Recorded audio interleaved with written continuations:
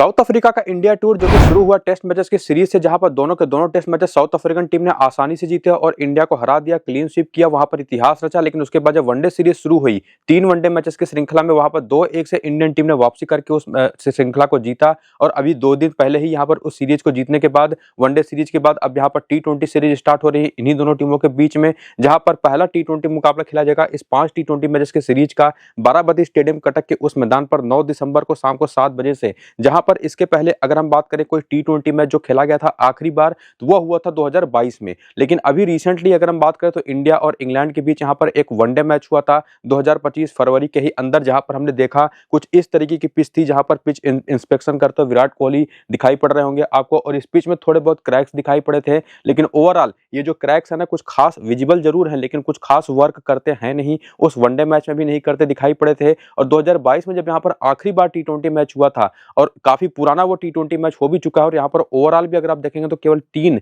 International T20 मुकाबले खेले गए हैं। उन सभी के मैचेस में एक ही चीज कॉमन देखने को मिली है कि एक फ्लैट बैटिंग सरफेस यहाँ पर हमेशा से रहा है। और इवन जो ये वनडे मैच की मैं बात कर रहा हूँ, जहाँ की ये पिच की पिक्चर आपके सामने है, जो आपको मैं बता रहा था कि यहाँ पर 2025 के अंदर ही फरवरी में मैच हुआ था इंडिया और इंग्लैंड का ODI मैच, ये भी एक उस तरीके की फ्लैट सरफेस थी, जहां पर इंग्लैंड ने पहले बैटिंग करते 304 का स्कोर खड़ा किया 50 ओवर में, और उसके बाद इंडियन टीम ने उसको भी चेज कर दिया, 308 रन बनाकर के मैच को बहुत आसानी से जीता, जहां पर रोहित शर्मा ने शानदार 119 रन की पारी खेली थी। और उसके साथ साथ अगर हम बात करें आज के इस मैच की भी, तो निश्चित तौर पर उसी तरीके की एक फ्लैट बैटिंग सरफेस आपको देखने को मिलने वाली है, जो कि मैच के आगे बढ़ने के साथ साथ और बेहतर होती चली जाएगी बैटिंग करने के लिए, क्योंकि वहां पर सबसे बड़ा फैक्टर जो आएगा वो आएगा ड्यू का, क्योंकि सेकंड इनिंग में पूरी उम्मीद है कि अच्छी खासी ओस यहां पर आ चुकी होगी। इवन पहली इनिंग के डेथ ओवर में ही ओस आना यहां पर शुरू हो जाएगा। और निश्चित तौर पर आपको पता ही होगा कि 20 ओवर का गेम हो या चाहे 50 ओवर का गेम हो, जैसे ही ओस आना शुरू होता है, गेंद को ग्रिप करना किसी भी बॉलर के लिए उतना आसान होता नहीं,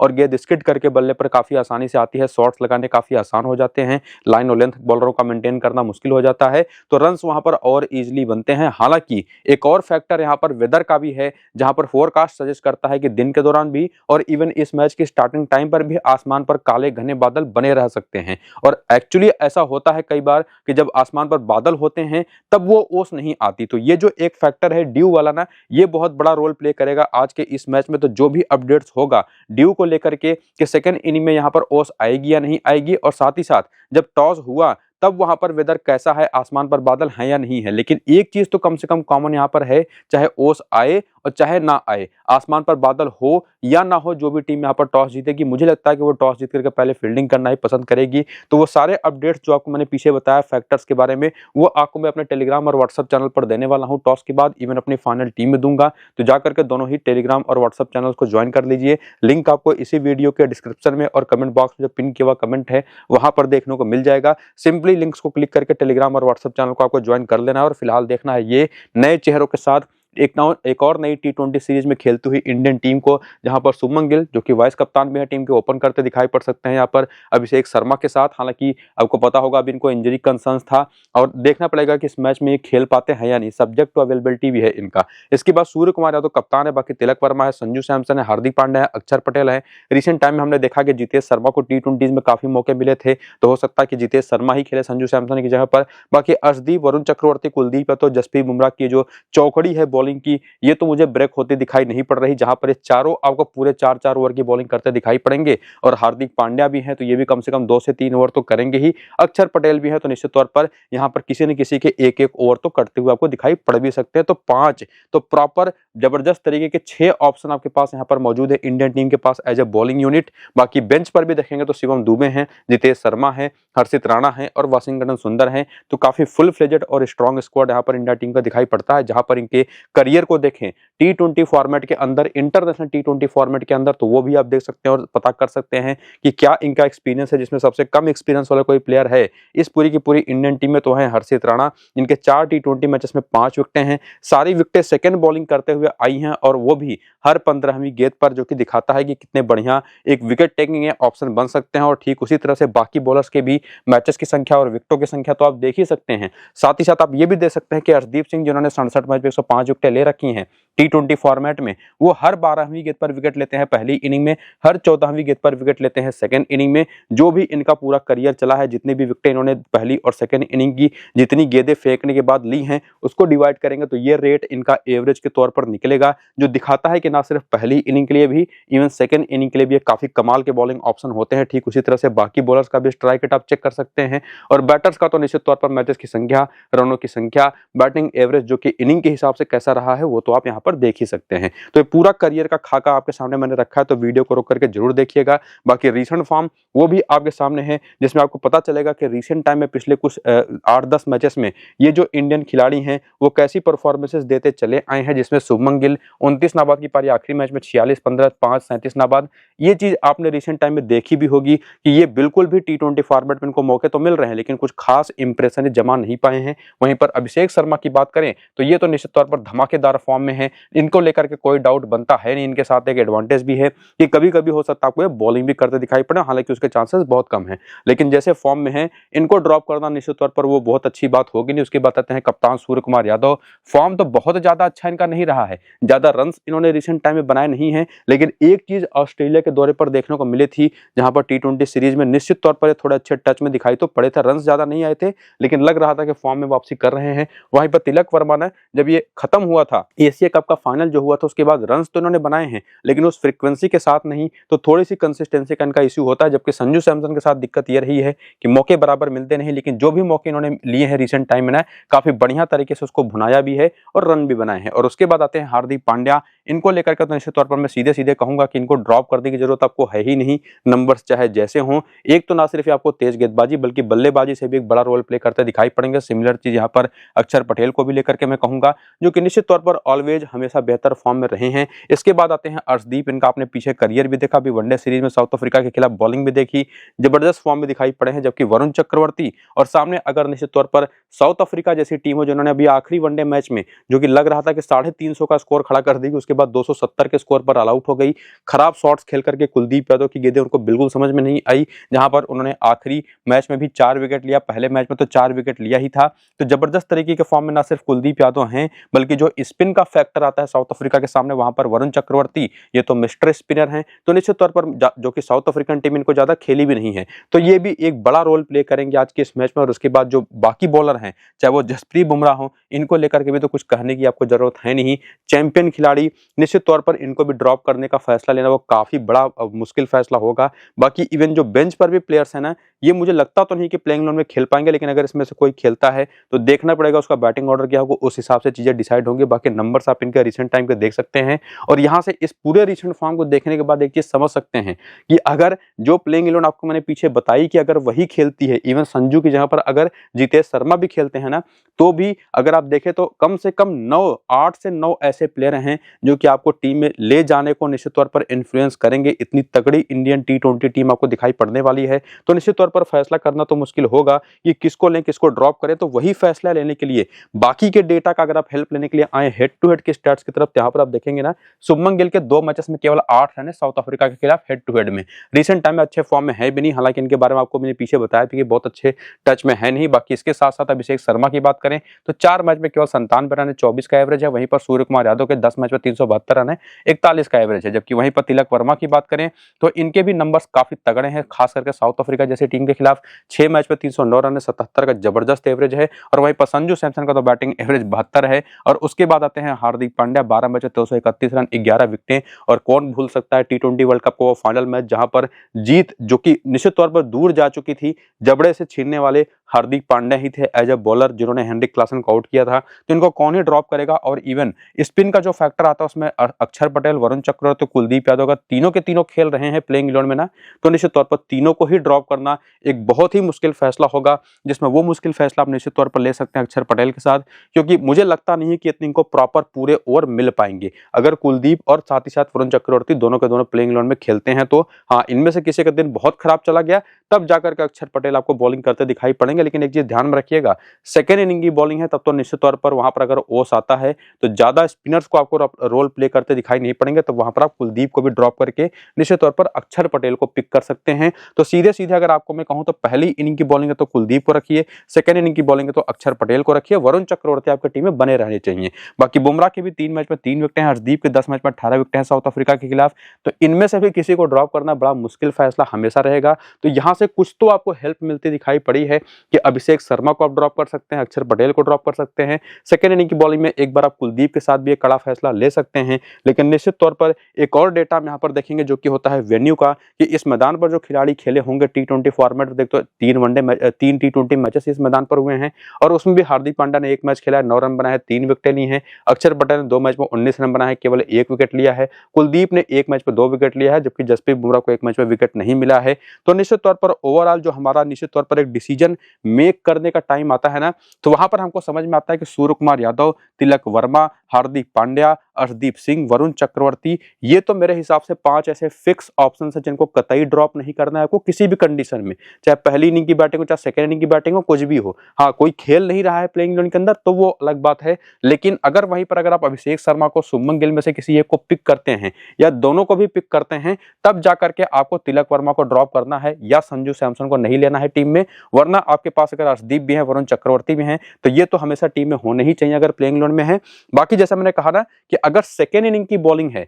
तो आप चाहें तो अक्षर पटेल और कुलदीप दोनों को ड्रॉप कर सकते हैं, कुलदीप को पहली इनिंग की बॉलिंग में जरूर रखिएगा। और अगर ऐसा होता है कि सेकेंड इनिंग की बॉलिंग है तो वहां पर आप जसप्रीत बुमराह को निश्चित तौर पर एक मेन बॉलिंग ऑप्शन के तौर पर तो रख ही सकते हैं, इवन इनको मैं पहली इनिंग की बॉलिंग के लिए भी सजेस्ट करूंगा। तो ओवरऑल यही प्रेडिक्शन और सजेशन मेरा होगा आज के इस मैच के लिए इंडियन टीम की तरफ से। हालांकि कुछ संभावना हम साउथ अफ्रीकन टीम की तरफ को भी देख करके समझेंगे कि क्या कोई एक्स्ट्रा प्लेयर इधर से पिक कर सकते हैं या नहीं, तो पूरा वीडियो देखते रहिएगा तभी चीजें आपको समझ में आएंगी। बाकी प्लेयर बैटल का भी डेटा देखें कि T20 फॉर्मेट में जब भी साउथ अफ्रीकन बॉलर्स को फेस करते हैं इंडियन बैटर्स, तो क्या इनके आंकड़े रहे हैं। तो शुभमन गिल की बात करें तो एक तो लेग स्पिन पर फंसते हैं, 38 गेंद पर 46 रन बना करके 3 बार आउट हो चुके T20s में। और इसके अलावा इवन मैं तो कहूंगा ना, लेफ्ट आर्म ऑर्थोडॉक्स स्पिन की एक कमजोरी है। केशव महाराज इनको ऑलरेडी 10 गेंद पर 13 रन देकर के एक बार आउट कर चुके हैं, 4 बार तो नोरकिया आउट कर चुके हैं 38 रन देकर के, और एंड्रिक नोरकिया भी स्क्वाड के अंदर हैं। तो प्लेइंग इलेवन में अगर वो खेलते हैं तो स्ट्रेट अवे आप इनको ड्रॉप कर सकते हैं। अभिषेक शर्मा भी केशव महाराज की 4 गेंद पर 8 रन बना करके एक बार, एंगीडी की 4 गेंद पर 10 रन बना करके एक बार, लुथोसी पामला की 10 गेंद पर 14 रन बना करके एक बार आउट हैं। जबकि यहाँ पर सूर्य कुमार यादव, मार्को एंसन पर बहुत ही तगड़े रन बनाए इन्होंने, 26 गेंद पर 56 रन, तब जाकर के एक बार आउट हुए हैं। दिक्कत इनको थोड़ी सी नोरकिया पर हुई है, 49 रन बना करके 2 बार, जिनके पास एक्स्ट्रा पेस होती है, लेकिन फिर भी मैं कहूंगा ओवरऑल डेटा इनका काफी शानदार है। इसके बाद तिलक वर्मा जो कि निश्चित तौर पर 77 के एवरेज रन बनाते रहे साउथ अफ्रीका के खिलाफ T20s में, मार्करम के 16 गेंद पर 37 रन बना करके एक बार, तो केशव महाराज पर 2 बार 54 रन बना करके आउट हुए हैं। जबकि संजू सैमसन 2 बार मार्को एंसन पर, एक बार एंगीडी पर, एक बार नोरकिया पर सस्ते में आउट होते रहे। जबकि पांडा की बात करें तो ये भी महाराज, एंगीडी और नोरकिया, तो ये 3 बहुत ही मेन बॉलिंग ऑप्शन के तौर पर दिखाई पड़ रहे हैं साउथ अफ्रीका की तरफ से। और इवन बाकी के भी जो बैटर्स हैं इंडियन टीम में, उनके भी प्लेयर बैटल के आंकड़े देखें तो एक चीज आपको समझ में आती है कि हालांकि चांसेस तो एंड्रिक नोरकिया के प्लेइंग इलेवन में खेलने के कम है, और हो सकता है उनकी जगह पर जॉर्ज लिंडे या निश्चित तौर पर कोई एक एक्स्ट्रा बॉलर खिला ले टीम, या कोई एक्स्ट्रा बैटर खिला ले। लेकिन अगर एंड्रिक नोरकिया प्लेइंग इलेवन के अंदर है तो एक बहुत अच्छे ऑप्शन होंगे। मार्को एंसन तो एक one of the best option होंगे ही, जो कि बैटिंग भी तगड़ी कर रहे हैं, और केशव महाराज को भी अब हिला नहीं सकते इस टीम की तरफ से। बाकी जो प्लेइंग इलेवन में जिसमें क्विंटन डिकॉक है, रिजा हेंड्रिक्स है, आइडन मार्करम है, डेवाल ब्रेविस है, ट्रिस्टन स्टब्स है, डेविड मिलर है, कॉर्बिन बॉश है। कॉर्बिन बॉश उसमें आपको ऑलराउंडर की भूमिका निभाते दिखाई पड़ेंगे। तो ये पूरी ओवरऑल फुल फ्लेजेड टीम है, जहां पर मुझे जहां तक लगता है कि अगर यही प्लेइंग इलेवन खेलती है तो ये इनके नीचे के 4 बॉलर, इसमें 2 लेफ्ट आर्म ऑर्थोडॉक्स हो जा रहे हैं, तो हो सकता है कि एक्स्ट्रा पेसर कोई टीम खिला ही ले नोरकिया के तौर पर। तो जो भी खेलेगा, चाहे जॉर्ज लिंडे चाहे एंड्रिक नोरकिया, वो और प्लस ये तीनों बॉलर और प्लस कॉर्बिन बॉश, ये आपको मिनिमम से मिनिमम 3-3 ओवर की बॉलिंग करते दिखाई पड़ेंगे। थोड़ी बहुत बॉलिंग आपको मार्करम भी करते दिखाई पड़ सकते हैं। बेंच पर इनके पास नोरकिया तो है ही, लुथोसी पामला, डोनोवन फरेरा और ओटनील बाटमैन भी हैं। और उसके बाद इनके करियर के आंकड़े आप देखना चाहें तो वो भी देख सकते हैं, जैसे इंडियन प्लेयर्स का देखा था। वीडियो को रोक करके, तो ज्यादा इस पर मैं टाइम लगाऊंगा नहीं, इसको वीडियो को रोक करके आप यहाँ पर देखिएगा। बाकी रिसेंट फॉर्म के आंकड़े आपके सामने हैं, जो कि आपको बताता है एक तो आपने भी पीछे प्लेयर बैटल देखा था जहां पर आपको कुछ बॉलर्स को लेकर के क्लैरिटी मिली कि अगर एनरिक नोर्किया खेल रहे हैं तो ये आपकी टीम में होने चाहिए, केशव महाराज खेल रहे हैं तो ये आपकी टीम में होने चाहिए, मार्को यानसेन तो निश्चित तौर पर अनडाउटेडली बेस्ट ऑप्शन होंगे ही। एक तो बाएं हाथ के तेज गेंदबाज है, बैटिंग भी अच्छी खासी कर लेते हैं और अभी आखिरी वनडे मैच में 106 रन की पारी खेल करके क्विंटन डिकॉक ने भी दिखा दिया कि कितने जबरदस्त फॉर्म में हैं और इंडिया इनकी फेवरेट टीम भी है, तो उसके खिलाफ तो इनके रन बनते ही हैं। और जो एक चीज आपको बताई थी मार्करम को लेकर के इनकी एक यूटिलिटी है इनकी ऑफ स्पिन बॉलिंग, और अभी वनडे सीरीज में इन्होंने एक सेंचुरी भी लगाई थी, उसको देखते हुए ये भी एक पक्के तौर पर फिक्स ऑप्शन हो जाते हैं। तो ये कुछ ऐसे नाम थे जिनको लेकर के आपको कोई डाउट रखना नहीं है, जिसमें से हो सकता है कि कोई एक एनरिक नोर्किया खास करके साथ प्लेइंग इलेवन में ना खेले, लेकिन बाकी चार तो निश्चित तौर पर एक ऑप्शन आपको जबरदस्त तरीके से मिल ही जाते हैं, जो कि पिछले प्लेयर बैटल के फैक्टर्स के हिसाब से अपने प्लेयर यूटिलिटी के हिसाब से तो बेस्ट ऑप्शन है ही, और इवन अच्छे फॉर्म में भी हैं ये सारे के सारे। बाकी इसके अलावा रीजा हेंड्रिक्स भी देखेंगे तो बहुत अच्छे फॉर्म में रहे हैं, हालांकि एक ऐसे खिलाड़ी हैं जिनको बैटिंग पिच की जरूरत पड़ती है। इसके बाद डेवाल ब्रेविस जो अभी वनडे सीरीज में लगातार अच्छी शुरुआत ले रहे थे, लेकिन बहुत बड़ी पारी में कभी किसी मैच में उसको कन्वर्ट करते दिखाई नहीं पड़े, तो ये निश्चित तौर पर मेरे हिसाब से ज्यादा सेफर पिक होंगे अगर आप इनको मिडिल ऑर्डर से पिक करना चाहें, इन स्पाइट ऑफ दैट कि आप रीजा हेंड्रिक्स को लेकर के जाएं। इवन इन दोनों से भी ज्यादा सेफ ऑप्शन अगर कोई है तो वो आपको मैं सजेस्ट करूंगा ट्रिस्टन स्टफ, जो कि स्पिन भी अच्छी खेलते हैं और खास करके इंडियन स्पिनर्स को ये और बेहतर खेल पाएंगे भी। और इसके बाद आते हैं डेविड मिलर, जो कि बैटिंग बहुत नीचे करेंगे, तो उतने बेहतर ऑप्शन तो है नहीं, लेकिन उसके में कॉर्बिन बॉस आ जाते हैं जो कि निश्चित तौर पर बल्ले से तो बहुत जबरदस्त फॉर्म है, हालांकि वनडे सीरीज में एक मैच में 2 विकेट लिया भी था। बाकी इनकी जो ओवरऑल यूटिलिटी है एज ऑलराउंडर वो इनको एक बेस्ट ऑप्शन बना देती है। बाकी जैसे मैंने आपको कहा था कि देखना पड़ेगा कि लिंडे खेलते हैं या खेलते हैं यहाँ पर एनरिक नोर्किया खेलते हैं तो बेस्ट ऑप्शन है, वरना आप निश्चित तौर पर जा सकते हैं एंगीडी के साथ, ना तो आपको लिंडे को रखना है ना तो नोर्किया को, अगर नोर्किया नहीं खेल रहे हैं तो। लेकिन निश्चित तौर पर एक बात तो क्लियर हो रही है हर एक फैक्टर को ध्यान में रखते हुए कि 4 से 5 प्लेयर तो आपके पक्के स्टिंग की तरफ से हैं, और उसमें नोर्किया के खेलने को लेकर के निश्चित तौर पर जो भी श्योरिटी होगी उसके तरफ से छठा प्लेयर या 5वां प्लेयर स्टिंग की तरफ से आपको लेना होगा। लेकिन जब जाकर के आप हेड टू हेड की स्टार्ट्स देखते हैं और यहां से भी कुछ आंकड़े लेकर के समझने की कोशिश करते हैं तो आपको पता चलेगा कि डिकॉक ऑलरेडी बहुत अच्छा खेलते हैं इंडियन टीम के खिलाफ, जिसमें इनका 44 का बैटिंग एवरेज है। लेकिन मार्करम के आंकड़े अगर आप देखें ना तो 10 में केवल 217 रन है, 22 का एवरेज है, और रीजा हेंड्रिक्स का बैटिंग एवरेज केवल 21 का। हालांकि डेवाल ब्रेविस इंडिया के खिलाफ खेले नहीं, लेकिन ट्रिस्टन स्टफ जैसा मैंने आपको कहा था कि इंडिया के खिलाफ बेहतर खेलते हैं, 9 मैच 187 रन है, 27 का एवरेज है, स्पेसिफिकली बैटिंग सेकंड करते हुए 33 का एवरेज है। और वहीं पर देखें तो एक और नाम यहाँ पर आपको दिखाई पड़ेंगे डेविड मिलर, जो कि 22 मैच 35 के एवरेज से 524 रन बना चुके हैं, हालांकि बैटिंग बहुत नीचे करते हैं। तो मुझे लगता है कि अगर आप ट्रिस्टन स्टफ और साथ ही साथ डिकॉक के अलावा कोई एक और बैटर ट्राई करना चाहते तो डेविड मिलर से बेहतर है कि आप या तो डेवाल ब्रेविस के साथ चले जाइए, या एकदम से सेफ खेलना चाहते तो मार्करम के साथ चले जाइए। बाकी कॉर्बिन बॉस इंडिया के खिलाफ खेले है नहीं, लेकिन एक यूटिलिटी की बेसिस पर बेस्ट ऑप्शन है। मार्को एंसन के तो आंकड़े भी काफी शानदार हैं, इवन एंगीडी के आंकड़े अगर आप यहीं पर इंक्लूड कर लें तो 5 मैच में 10 विकेटें हैं। बाकी आपको मैं कई बार बता चुका हूं कि अगर एनरिक नोर्किया खेलते तो एनरिक नोर्किया एंगीडी के जहां पर पिक किए जा सकते हैं, वरना केशव महाराज तो बेस्ट ऑप्शन है ही इंडियन बैटर्स के खिलाफ। तो ओवरऑल ये 6 पक्के ऑप्शन बन के निकल करके आपके सामने आते हैं। बाकी देखना पड़ेगा कि आप मिलर को लेंगे, ट्रिस्टन स्टफ्स को लेंगे, मार्करम को लेंगे, या कोई एक एक्स्ट्रा बॉलर ड्रॉप करके कॉर्बिन बॉस को एक एक्स्ट्रा बैटर ऐड करेंगे, या आपके ऊपर डिपेंड करता है। बाकी आंकड़े क्या सजेस्ट करते हैं, लॉजिक क्या सजेस्ट करता है वो तो आपको मैंने बता दिया। बाकी वेन्यू के आंकड़े देखें तो इस मैदान पर रीजा हेंड्रिक्स एक मैच खेल चुके हैं, केवल 4 रन है, 2 मैच यहाँ पर डेविड मिलर खेल चुके, केवल 30 रन है। केशव महाराज यहाँ पर एक मैच में 1 विकेट ले चुके हैं, यहीं पर एनरिक नोर्किया भी एक मैच में 2 विकेट ले चुके हैं। इसके बाद प्लेयर बैटल का डेटा देखें जिससे आपको पता चलेगा इनकी वीकनेस, जो कि स्पिन गेंदबाजी तो है ही, ऑब्वियस एक चीज है, कुलदीप यादव के खिलाफ इनको दिक्कतें रही हैं, और इवन अब तो वरुण चक्रवर्ती में तो एक डबल धमाका हो सकता है, जिसमें अक्षर पटेल का भी एक नाम है। तो क्विंटन डिकॉक अक्षर पटेल पर 77 गेंद पर 127 रन बना करके 2 बार आउट हुए हैं, यानी कि इन्होंने बहुत अच्छा खेला। लेकिन चक्रवर्ती पर 39 रन बना करके 2 बार ऑलरेडी आउट हो चुके हैं, कुलदीप पर 33 रन बना करके 2 बार आउट हो चुके हैं, आंकड़े आपके सामने हैं ही। बाकी सुंदर भी 1 बार आउट कर चुके हैं, बुमराह भी आउट कर चुके हैं। तो चक्रवर्ती, कुलदीप और बुमराह वो 3 थ्रेट्स हैं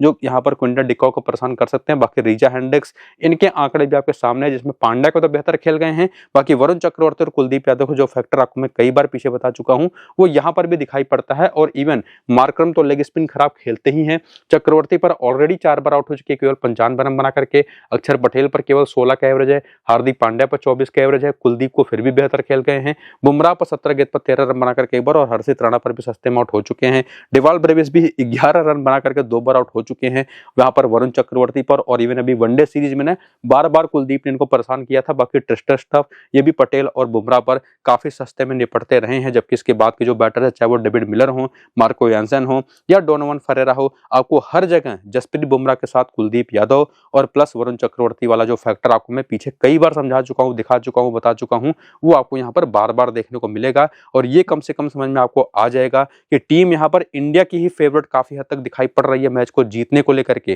जिसमें कप्तान है, बस कप्तान में निश्चित तौर पर इंडियन प्लेयर्स के तौर पर आपके पास हार्दिक पांड्या, अक्षर पटेल और इधर से साउथ अफ्रीका की तरफ से देखें तो मार्को यानसन के रूप में सेफेस्ट ऑप्शन है। बाकी आपको मैं ऑलरेडी बता चुका हूं कि दोनों टीमों की तरफ से कौन से बेस्ट ऑप्शन होंगे, किसको आपको पिक करना है, कब किस इनिंग की बैटिंग बॉलिंग में, पिच रिपोर्ट को यहाँ पर लिंक करा करके आपको चीजें मैंने समझा दी है। बाकी वीडियो अगर आपने पूरा देख लिया तो आपको जरूरत तो नहीं पड़ेगी, लेकिन फिर भी मेरी जो अपनी फाइनल टीम रहेगी वो और प्लस वेदर को लेकर के और पिच को लेकर के जो अपडेट होगा और उसमें भी जो ओस को लेकर के अपडेट होगा कि ओस आएगी या नहीं आएगी, वो आपको मैं टेलीग्राम और व्हाट्सएप चैनल पर टॉस की बात बता दूंगा। तो जाकर के ज्वाइन कर लीजिए, लिंक आपको डिस्क्रिप्शन और पिन कमेंट में इसी वीडियो को के नीचे देखने को मिल जाएगा। तो जाकर के ज्वाइन हो जाइए। फिलहाल इस वीडियो को यहीं पर करेंगे खत्म, चलते हैं, नमस्कार।